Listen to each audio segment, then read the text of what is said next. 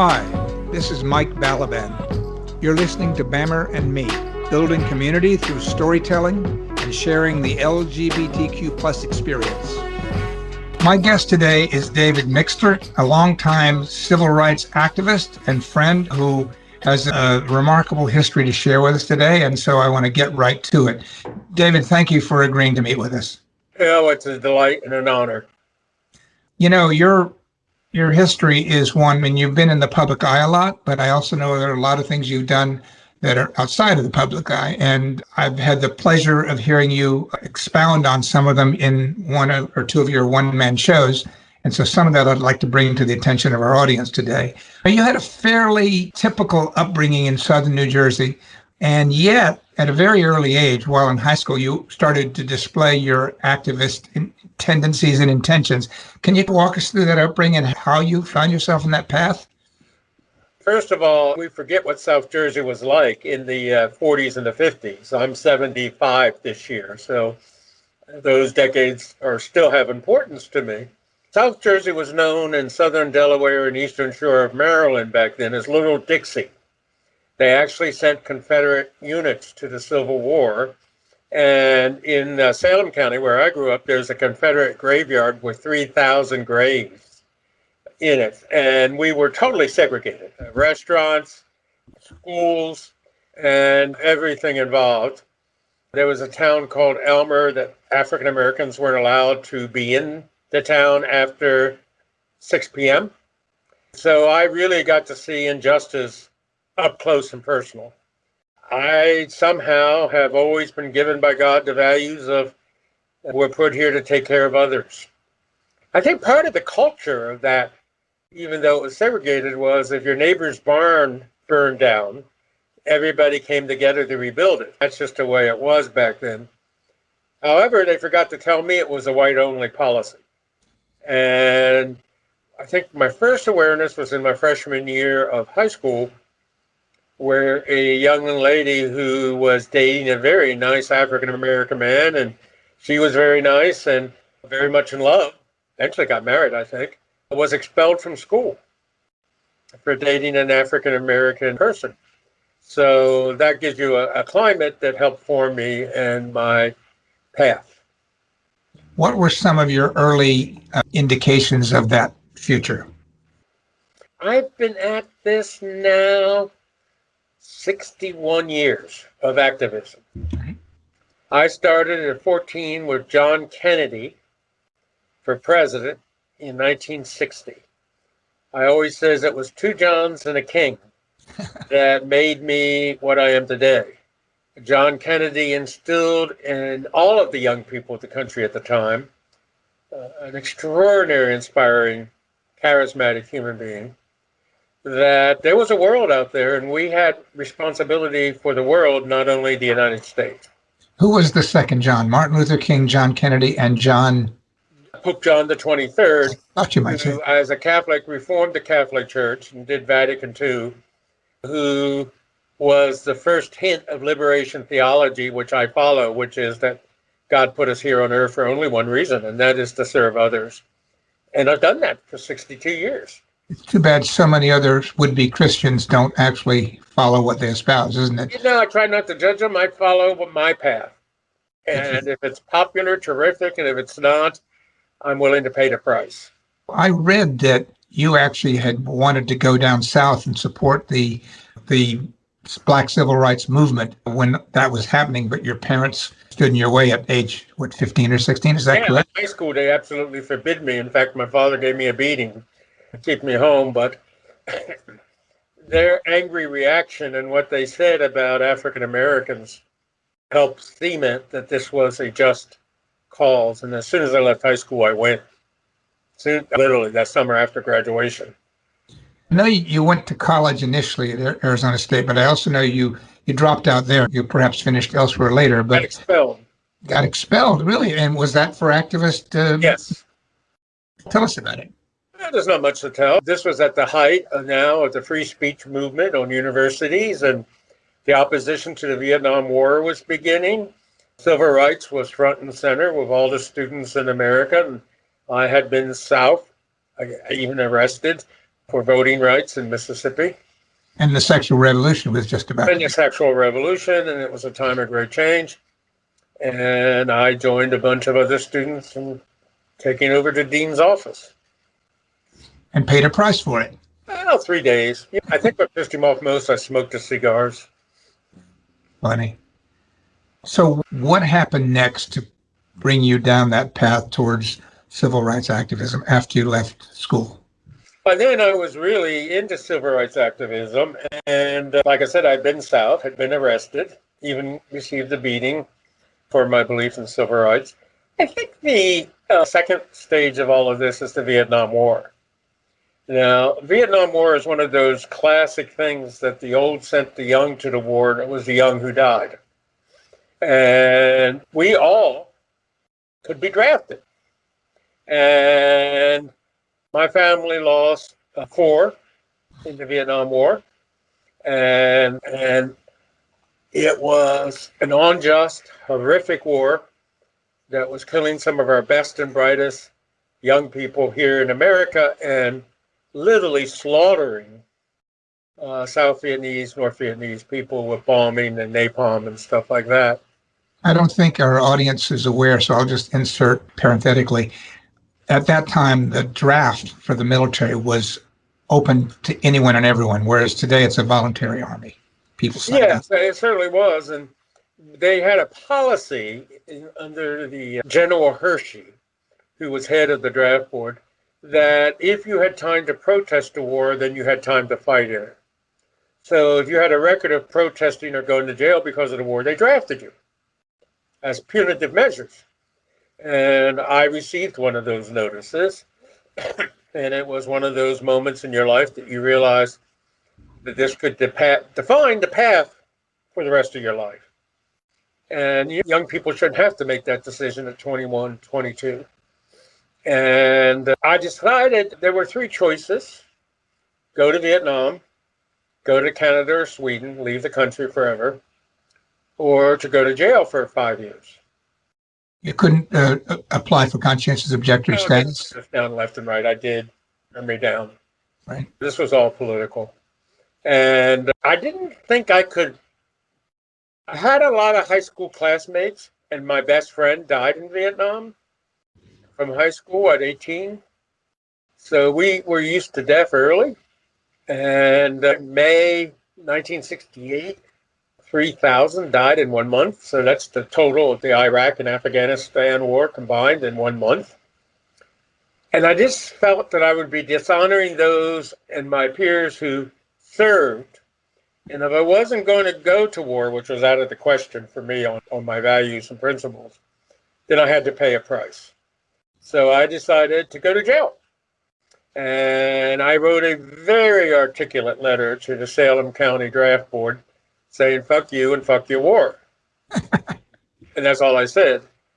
I was on my way to go to prison, but unfortunately in Chicago Convention in 1968, the Democratic Convention, which the war was the major issue there, that and seating of integrated delegations, I was beaten severely by the police while demonstrating and was often on crutches for 3 years and some surgeries.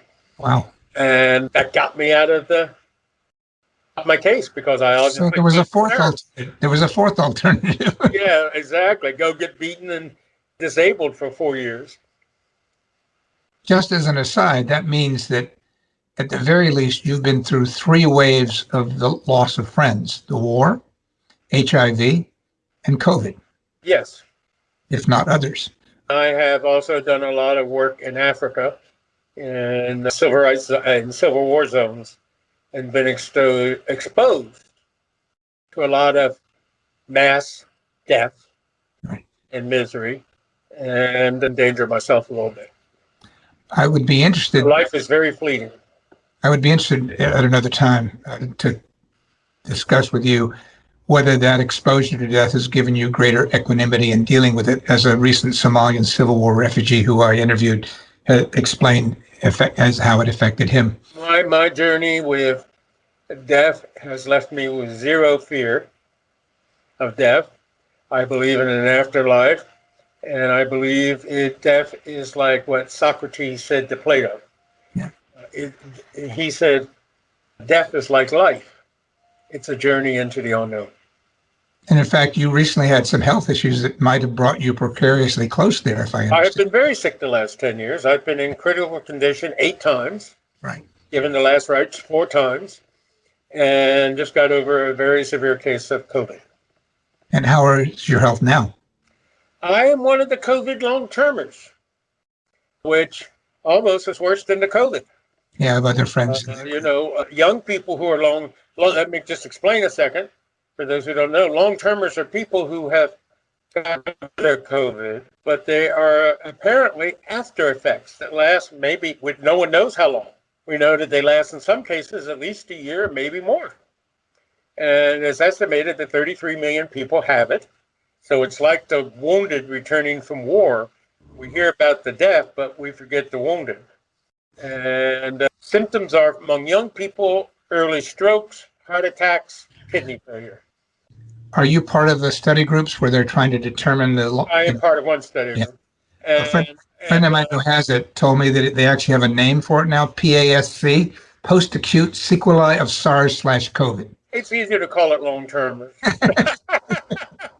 It's easy to call it long-term. They can name whatever they want. They got these variants with so many initials and numbers I can't keep up. I understand the British, the South African, the Brazilian variant. Let's just make it easy for people. And the 4 major things of the long-termer is, for me, was extreme exhaustion, and I still have that. Extreme, what they call COVID fog, which isn't like dementia or Alzheimer's, but what it is you just sit here and suddenly I realize I might be staring at you for 20 minutes and have no awareness that much time has passed. I've heard it described as brain fog. Yeah, brain fog, COVID fog. It's known as COVID fog. And then some people have severe pain in their limbs, or 1 or 2 limbs, or all 4. I've had very severe pain in my legs, so severe at times that I have trouble walking. But interestingly enough, when I got vaccinated, I've had both my shots. And anyone out there who hasn't been vaccinated, shame on you. There's so much available now. There's no excuse. You're putting your own health. You're making the risk that you could become a burden on our healthcare system. And clearly you don't care about your friends if you haven't gotten vaccinated yet. But when I got vaccinated, where I was dealing with these after effects for 24/7, suddenly they were cut down by 2/3. So now I had them periodically. And when they're happening, they're paralyzing, but it's much better. It's almost like God has a plan for you, and you keep coming close to leaving and being brought back. So my doctor said after this COVID, which will maybe be the 9th time I've tickled death, he said, "You clearly, David, God doesn't want you, and the devil doesn't want you." He said, "You really pissed him off." keep doing it. Keep doing it. So I'd like you, if you wouldn't mind sharing what you described so eloquently in your one-man show, which was your involvement in the moratorium to end the Vietnam War in 1969. And our young audience may not realize how devastating that was and how it enraged and activated the youth population across the country. But also, to talk about that, you need to level set us on what it was like being gay at that time in America, and then how that collided with the moratorium process that you were involved with. If that triggers your memory about what I'm saying. Sure. The Vietnam War was a nightmare for young America. This was really the first time since World War II that young people had to decide between serving their country and living their moral conscience and principles. Unlike World War II, which was an easy job, I'm a pacifist, but I would have gone without a gun to be a medic because I believed in the purpose of the war. I saw no redeeming features, and neither did young people, most young people. And it became like a war between the young and the old, and the students and the workers. And it was a very divided time in our country. Different from Trump, because it was not the lack of respect for each side. There was a lot of anger, there was a lot of things, but our elected officials tried to calm everything down instead of pouring gasoline on it. But almost every young person in the country knew someone who had died in the war. 55,000 died of American troops, and over 1 million Vietnamese died. And every night on television, we would see bombers unload more bombs in Hanoi in one weekend than was dropped in all of World War II. Oh my God. Yeah. And you just daily were barraged with these images of kids running down the street on napalm, or My Lai, which was a massacre that took place by U.S. troops that wiped out a whole village. And you had to make a choice. And so the anti-war movement up until 1969 had been isolated among the students and the more progressive elements of U.S. life.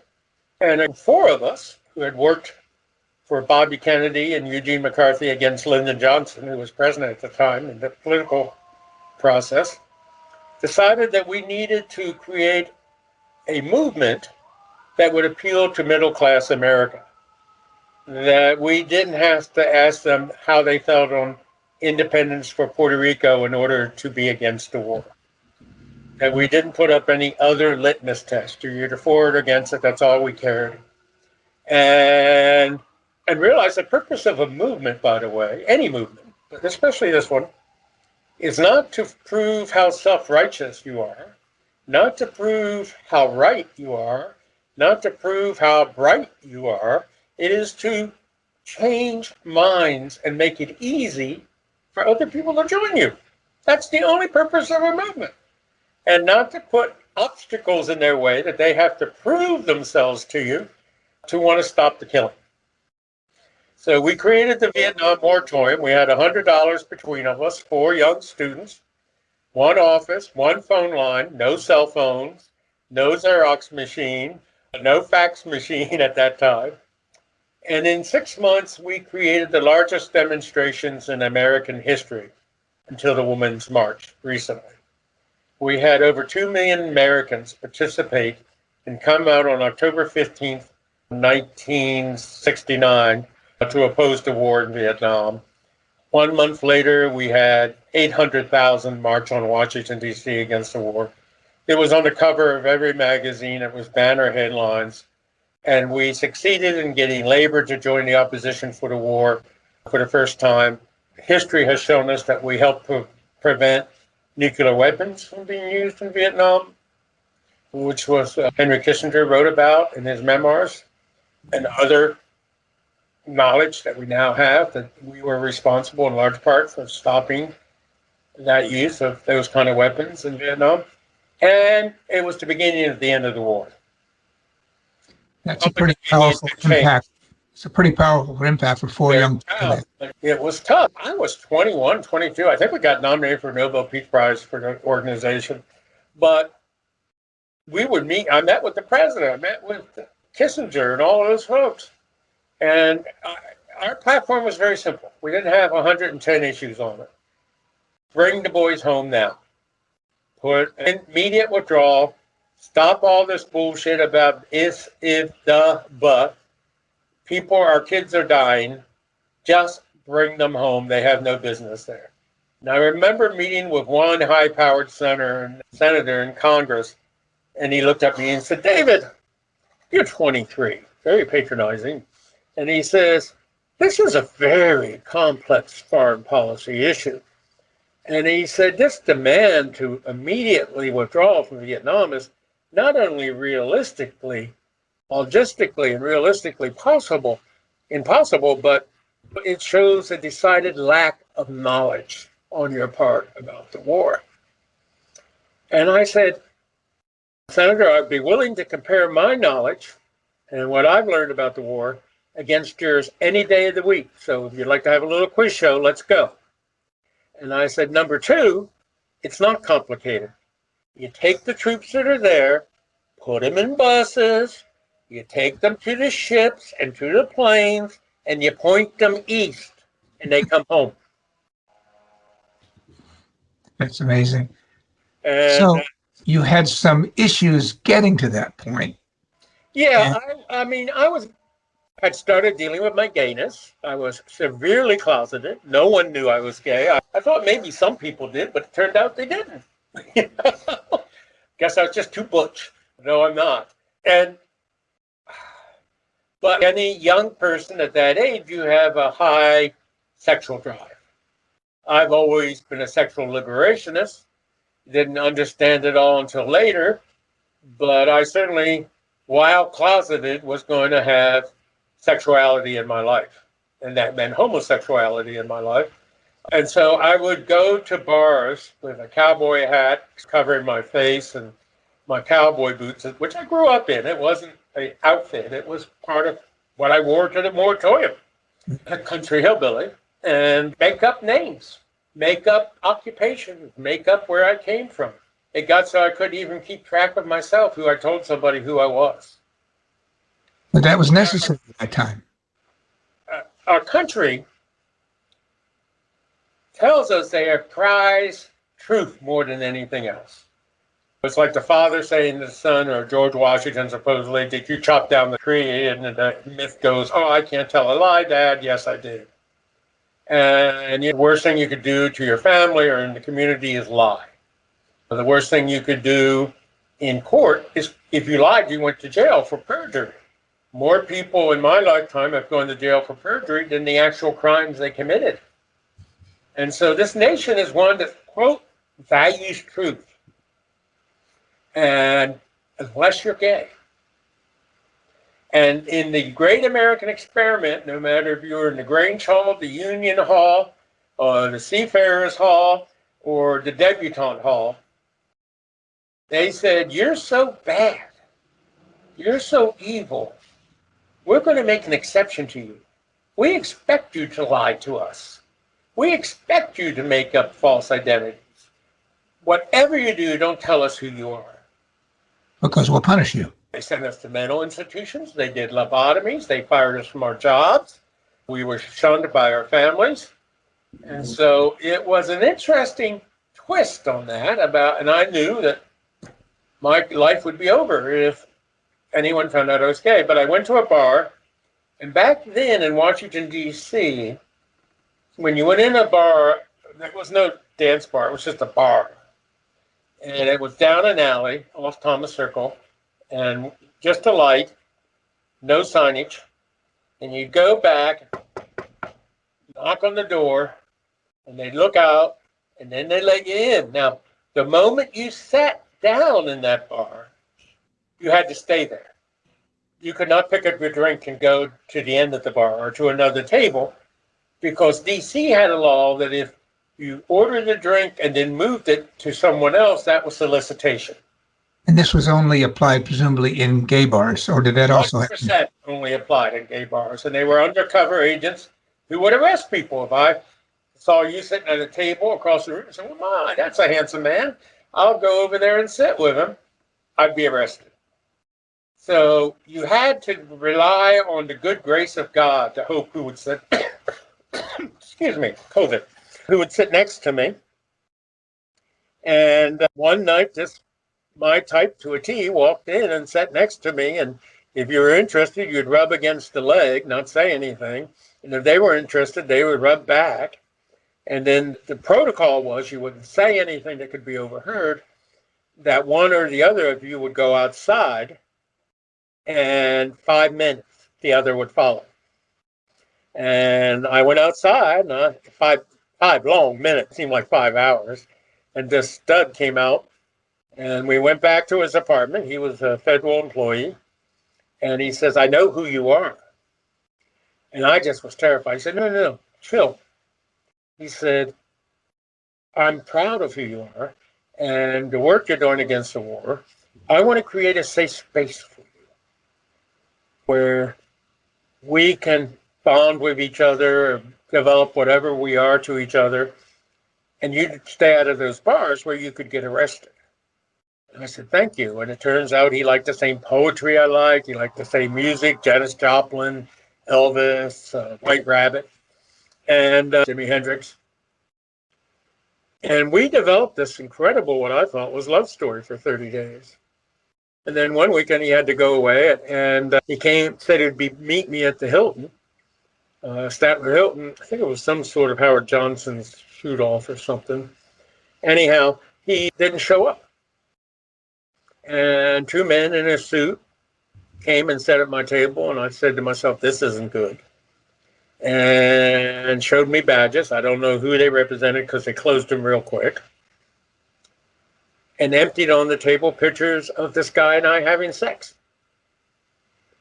And said that if I didn't get out of the anti-war movement by the end of the week, they were going to send them to the press and my family. And so I wanted to warn this gentleman, and I ran to his apartment. I had a key, of course. Opened the door, and over the weekend, the apartment had been completely emptied, clean, and everyone there in the building denied he lived there. I had been set up by some agency of government. How devastating was that? You have no idea. I went and got a gun, got very drunk, and was getting ready to kill myself. And I have what I call a God shock, a moment where God intervenes in tough situations. And it occurred to me, I don't think they can send those pictures, because then they'd have to admit that they were filming this stuff secretively. To entrap and I don't, yeah, not only entrapment, I just don't think they want the taxpayers to know they're making pornography. Now, in my case, very good pornography. Very good pornography. I used to be a hottie. And story short, I got through it. But it changed my course in the Vietnam moratorium. I decided not to do any more press. Be low key. I think you told the story about one night guys in a limousine or a car standing outside in the street waiting for you and saying yeah, well, they came a week later. It wasn't a limousine, it was an ugly Plymouth. I don't know what it is about our intelligence agencies. They can't seem to get a good car. It's a Plymouth, a Dodge, a Ford Escort. We got to increase the budget and help those guys. And they were waiting for my answer a week later. And by this time, I had sobered up and I knew what I was going to do. I was going to take the risk. And I walked to the car and they rolled down the window and I said, send it to them, and walked away. Now, it sounds very brave. I was terrified for months. Every time I heard that my parents called or a press spokesperson wanted to speak to me, I thought they had it. Right. It was months of hell. You had cojones, as they say. I don't know if I had cojones. Fannie Lou Hamer, who was a great civil rights legend who I met in Mississippi, once said to me, the courage is just a lack of options. That's good. And I had a lack of options, so I did what I had to do. People think it's courageous now. I just was trying to survive, quite honestly. The whole scenario is a powerful explanation of an indictment of the attitudes and the lengths to which the government would go to treat a class of its citizens so abysmally. Luckily for you that you managed to stand up to them and managed to escape unscathed. No, not unscathed, but I managed to survive. Yeah. So next, I wonder if you could tell us, those who know who you are presumably aware of your close friendship for a long time with Bill Clinton, long before he was president. Can you tell us how you guys met, how you got so close? You were on the executive committee of his election campaign. You helped raise funds for him. And then when he got elected, there was a rift that occurred over his backing off. Go ahead. I met Bill in the President Clinton. I met in the Vietnam moratorium. He was doing an internship for Fulbright. I was involved in the moratorium. He used to come over and visit us, hang out for brunch on Sundays with us. As I always said, Bill was great at befriending those who were making change instead of making it himself at the time. He's from Arkansas. He never did anything on the civil rights movement, except befriended the leaders. But we became very close because of our background. We were both from poor backgrounds. And in the anti-war movement, a lot of the leaders of the anti-war movement were the sons and daughters of someone famous, like Barbara Tuchman's daughter, or the Saltonstalls, or the Lodges, or whatever. And him and I, he was from Hope, Arkansas, and I was from Elmer, New Jersey. And there weren't many of us in the moratorium like that. So we became very close. At the end of 69, 70, I went overseas to Europe. I went to Oxford for a while, spoke, and stayed with him. While he was in the Rhodes Scholarship Program. Rhodes Scholar, and Strobe Talbert, who later went on to be his Deputy Secretary of State, and also published the bestseller Khrushchev's Memoirs that he had smuggled. The U.S. ambassador to Russia for a while. Yeah, and so I stayed in their house, and we even became closer. And then when he started to run for president, he asked me to be the first openly gay person to ever serve in a presidential campaign's kitchen cabinet, they call it. And that was the 10 or 12 people that the candidate listened to the most and would have the most influence, and they were known as the kitchen cabinet back then for the campaign. And I was the first openly gay person ever asked to do it, and I did it. And we raised $4 million, which was unheard of, not even ever approaching it for the campaign. Now, just to put this in context, Mike, in 1988, just 4 years earlier, we offered to raise $1 million. Randy Close, David Wexler, myself, and Duke Comagers went to offer to raise him $1 million because of HIV and AIDS. And they said they would love their checks, but they couldn't be identified as gay. And they turned down us raising $1 million because we wanted to count as gay money. So 4 years later, this was revolutionary. That openly gay people were giving openly gay contributions. And $4 million, which doesn't seem much now, but in today's terms, it would be like $100 million. Not quite that much, but it was a lot of money and made us one of the biggest donors. And we basically supplied across the country to volunteers for almost every headquarters. It was amazing. I've never seen our community rise to an opportunity with such grace and dignity. Got elected, and one of the things he promised us that he would abolish the ban on LGBTQ people serving in the military. And after he got elected, no one wanted to deal with the issue. And there were a lot of back and forth, but it was agreed upon that on Inauguration Day, he would go in, sign the executive order after being inaugurated with 20 others, so it wouldn't be any big deal, which all of us found very acceptable. We didn't necessarily have to have a big signing thing. It wasn't about that. And then the day before the inauguration, they called me and said, we need 6 months, which was breaking their word to us. And they knew it was going to cause a real backlash in the community unless it was handled, because they had been told this was going to happen tomorrow. And they asked me if I would go to the community, because they trusted me, and say, give 6 months, let's organize, let's build a political support system for the president on this. And I did, on the word of the president that in 6 months he would sign it. He gave me his word. On 6 months, instead of signing the ban, and the community created a massive campaign called the Campaign for Military Service. Millions of dollars raised, ads created, celebrities involved. It was a sight to behold. But instead, at the end of 6 months, without telling us, he went to a military base with no gays present and announced "Don't ask, don't tell." And he said, this is a big advancement. People can serve in the military if they're LGBTQ.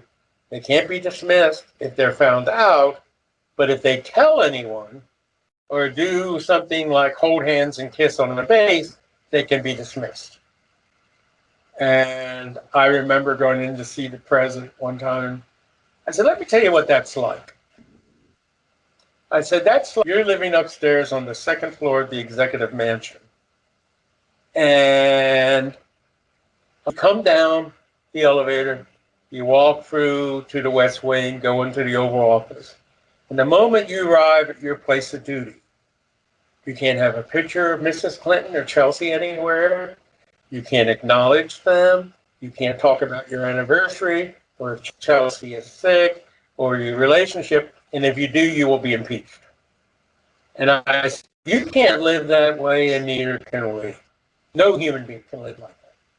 And now a lot of people in the community supported it, especially Barney Frank, but I thought that it would be a disastrous policy, which it turned out to be. Between Don't Ask, Don't Tell and its repeal under President Obama, 14,000 plus members of the military were either court-martialed, sent to prison, or given dishonorable discharges. For being LGBTQ. Yes. And it all depended on the commander. If the commander was somewhat progressive, that ship did okay. If a commander on a ship hated gays, they went on witch hunts, and they had snitch systems. It was horrible. So after the day he announced, 2 weeks later, I got arrested. The first person of his inner circle to get arrested. And it was front page news all over the country. Arrested for? Pardon? What were you arrested for? We had made arrangements with the police in front of the White House, refusing to move. Right. With signs. And right. There were about 20 of us, 21 of us that got arrested. And I remember afterwards he called and said, "You got arrested outside my effing house." And I said, "With all due respect, Mr. President, that's not your house. That's the people's house, and we're just letting you use it." And he slammed down the phone. And then the next day, the White House said, "David Mixner is no longer welcome in the White House or anyone else that he's associated with." And for 4 years, I lost all my clients. 1 second here, I'll get rid of it. I lost all my clients and couldn't work for 4 years. Man, let me just insert. Let me just insert, Dave, that what you meant by that, David and his partner, his lover, was it Peter Scott? I wasn't in a relationship at that time. I thought you formed your. He passed away. Oh, he had passed away. But you had earlier formed a consulting firm, a political consulting firm, I believe, and that was later. That was later. Earlier, yeah, back in the 70s and so forth. But it just my partner had passed. The consulting firm has been good, but I was independently consulting, and I had some major clients and was making good money. In 24 hours, they canceled all of them on me, and I literally couldn't work. I was palming my watches at pawn shops to pay my rent. Wow! And that went on for 4 years. You paid a price. I knew I can't make myself a victim on that. It was a hard time. It was the happy price, but I knew it would be. You can be a victim if something terrible happens to you and you don't expect it. But I had talked to my sister, who was my top political advisor throughout my life, and we both thought it was something I had to do, that I had convinced the community to support this guy, and it was important to be true to thyself.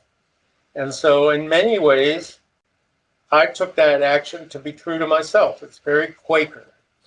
And hopefully by my sacrifice, I would inspire others. This is post-game analysis, but it's something I've always wondered.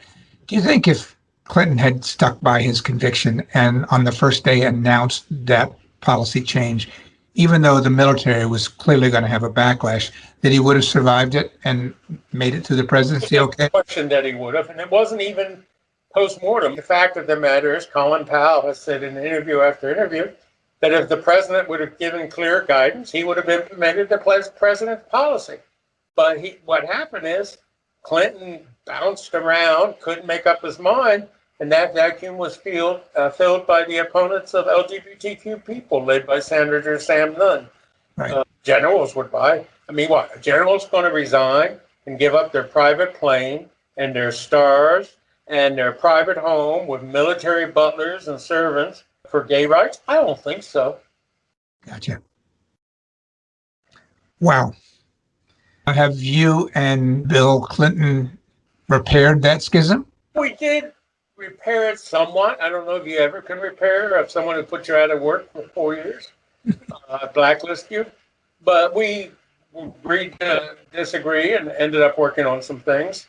And then in 1968, Bill expected me to support Hillary, who I liked. 2008. 2008, thank you. Who I liked. But I had a problem with her support of the Iraq war. And she was adamant that it was the right thing. And I was equally as adamant that it wasn't. So I endorsed Bernie Sanders. And that sent him over the edge. He sent me a long, handwritten, profanity-laced, on a yellow tablet paper, letter to me after I did that. He's a politician and you're a man of conviction, and they often bump heads. We each chose our journey. I chose mine. I try not to judge others, but I'm proud of mine. Would you briefly explain your involvement in the No on 6 anti-gay campaign in California in 1976, right? And around the time you began coming out? So the conflict that must have provided internally. Okay. Anita Bryant. I was 30 years old and very successful professionally and nationally known in American politics because of the Vietnam moratorium. And Anita Bryant decided to start this whole thing of the initiatives process in Florida to put our rights on the ballot for everyone to decide whether we had a right to be free. We don't put people's rights on ballot. That's not how it works. But she did. She got the signatures, and we didn't, quite honestly, Mike, take it too seriously. We just couldn't believe Americans would vote to allow us to be fired from our jobs and denied public accommodations. And it passed by 67% in a liberal Florida county. Dade County. And then she took it to St. Paul and to Wichita and to Eugene, and they passed by even larger margins in those places. And then she and State Senator Briggs, the Briggs Initiative, brought it to California statewide. And most of the community didn't want to fight it. They had become dispirited and scared, and they said, if we fight it and we lose again, then we just give them more credibility. And let's just set it out so it doesn't look like a real campaign, and we'll take it to court. And then there was people like myself and Troy Perry and Diane Abbott and Roberta Bennett and a lot of latter to Gene Leary, a whole group of us said, how can you not fight for your own freedom? How can you stay on the sidelines? We're not a political strategy. And one of the points the other people were saying in the community, it would be uncomfortable for candidates. And I said, I'm not waiting for a comfort level to be freedom. If they're uncomfortable, that's their problem. They have to decide what they believe in. And that's okay. If they're against us, no. And we put together a campaign. And at the time we started, we had like 25% of the vote in the polls. As we got closer to the election day, we ran a damn good campaign and raised a lot of money, and Hollywood was very helpful. And we were raising twice as much as Briggs. And make a long story short, we got to elect about 2, 3, 4 weeks outside election day, and we were only 5 points behind. But we were struggling. We had really tapped everything we could think we could tap. And I knew some friends who knew Ronald Reagan. So I called them up and said, I want to meet with the governor. And he wasn't governor at the time, but you still called him governor. And they said, David, he's going to support this initiative. And I said, I got to try. It's our only hope of winning is to get him on our side. And they said, it's not going to happen, but we'll set up the meeting. So the meeting was set up. And then the community was angry at me for going to meet with this ideologically wrong person. And I said, look, if it doesn't work, just blame me. Fire my ass. I've got to try. So went to Governor Reagan, and one of the kindest, most thoughtful men I've ever met with in American politics, quite honestly, as far as personality. And he said, David, I'm going to endorse this initiative. I hate to tell you, but you know that. I know my staff told you. And I said, yes, and that's why I wanted to talk to you. I was shocked. David, you can't be shocked. I'm Ronald Reagan, and you're David Mixner, and you had to know. And I laughed, and I said, Governor, I never thought I'd live today to see you support anarchy in the schools. He looked at me and said, what do you mean, anarchy in the schools? I said, well, Governor, I've read your biography, and you and I have something in common. We were both hell's raisers in school, in secondary school, high school. And I said, look at this clause right here. And I had it highlighted. And it said that if any teacher is accused by a pupil or other of being gay, they had to be brought forth by the school board in front of the community and prove that they weren't. And there was no due process or anything. And I said, by the time they get to school board, they'll be fired. And if they're fired under this initiative, their teaching license will be taken away for life. I said, now, I don't know about you, but if I faced expulsion from school, all I had to do was say that teacher was gay and came on to me. I'd stay in school and they'd leave. So the kids are going to run the schools. He said, those stupid motherfuckers. And he sat back in his chair and he looked at me and he said, you're one smart cookie, Mixner.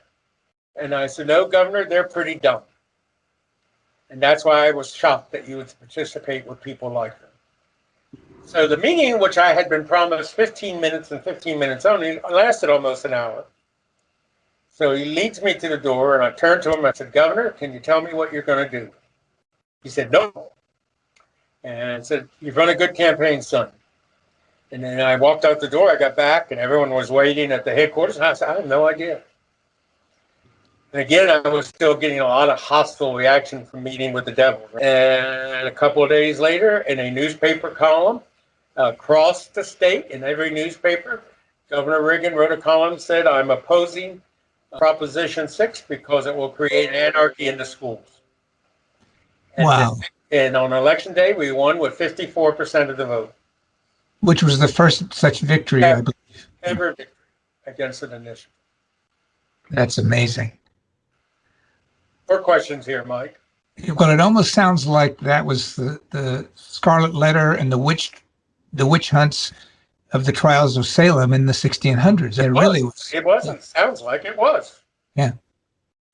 Yeah, I know we're getting near the end of this time. I have one major question for you and then one minor one. The major one is, that's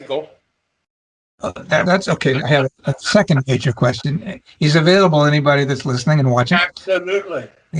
So, well, not anyone, but the right person. Yes. So you were very active in fundraising and standing up against the forces that refused to give funds to trying to help find a solution for AIDS as a disease. And yet you also had a partner who was dying of it at the time. That must have been a tremendously painful period. How did you deal with that? First of all, I was one of 500,000 people who had to deal with it. It's not how did I get through it, how did any of us get through it? And the way we got through it was, instead of becoming victims, instead of the community retreating into itself and putting our heads between the legs and screaming, why us? We grew more defiant, we grew closer together, and our politics were uncompromising about finding a cure or a solution or a way to save our friends and husbands and wives' lives. And then the community came together and created food banks, dentists. Because you got to remember, funeral directors wouldn't bury us. Doctors were given permission not to treat us. We were treated as lepers. We were not allowed in the restaurants. It was just horrendous. We got almost no support from outside the community. But we even had an organization that walked people's dogs called PAWS. We had an organization that did HIV AIDS positive people's laundry. We all learned to change tubes. We all learned how to put soothing lotion over shingles with gloves. We all made a vow, the whole community, that no one would die alone, because a lot of people, once their families found out they were HIV positive and AIDS, wouldn't come be by their bedside when they died. And no one died alone. I've also interviewed Eric Sawyer, who was a co-founder of ACT UP. Eric and I were good co-workers. And they were also responsible for providing housing for all the people that got kicked out. Housing and food and Project Angel Food and With God's Love We Delivered and Gay Men's Health Crisis and AIDS Project LA and San Francisco AIDS Foundation. We rose to the occasion, and as we're trying to stay alive, this should never be forgotten. Our lesbian sisters joined us. They did not have people at that time dying of HIV. And they also took leadership positions in many of the organizations so that we could take care of our sick and dying. I will never forget the lesbian support. It's Lesbian Awareness Week. Let's give them a stand-up ovation. Absolutely. I just recently interviewed Michaela Griffo. I don't know if you know her. And we talked about that. There really was no community between gay men and lesbians in the 60s and 70s when they were shut out of the National Organization for Women, but gay men were too busy learning about our freedom to have sex to really want to engage women. And AIDS was what brought us together. And I don't know if you'll agree, but I feel like the fact that we were forced to come out, but also forced to unify, is probably responsible for the great leap in our civil rights over the next 20 years. Well, I think there's no question the organizing we had to do around HIV and AIDS enabled us to deal with what lied ahead. You can deal with that. You can deal with anything. My experience of AIDS helped me get through COVID.